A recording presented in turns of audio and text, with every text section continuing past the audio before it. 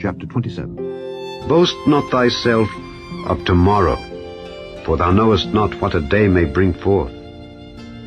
Let another man praise thee, and not thine own mouth, a stranger, and not thine own lips.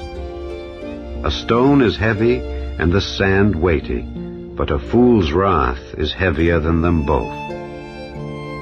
Wrath is cruel, and anger is outrageous, but who is able to stand before envy? Open rebuke is better than secret love.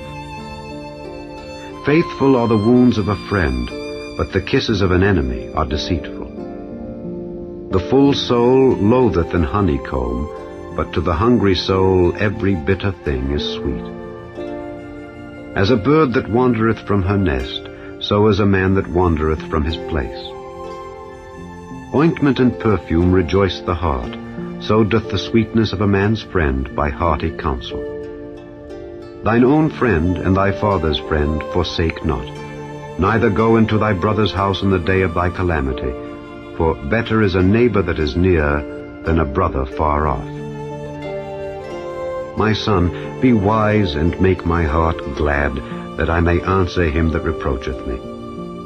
A prudent man foreseeth the evil and hideth himself, but the simple pass on and are punished. Take his garment that is surety for a stranger, and take a pledge of him for a strange woman. He that blesseth his friend with a loud voice, rising early in the morning, it shall be counted a curse to him.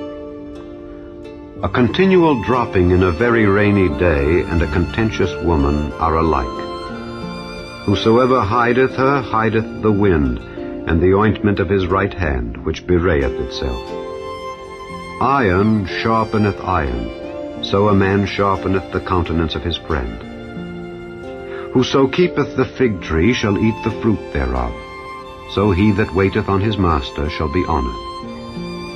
As in water face answereth to face, so the heart of man to man. Hell and destruction are never full, so the eyes of man are never satisfied. As the fining pot for silver and the furnace for gold, so is a man to his praise. Though thou shouldest bray a fool in a mortar among wheat with a pestle, yet will not his foolishness depart from him. Be thou diligent to know the state of thy flocks, and look well to thy herds. For riches are not forever, and doth the crown endure to every generation? The hay appeareth, and the tender grass showeth itself, and herbs of the mountains are gathered. The lambs are for thy clothing, and the goats are the price of the field. And thou shalt have goats' milk enough for thy food, for the food of thy household, and for the maintenance for thy maidens.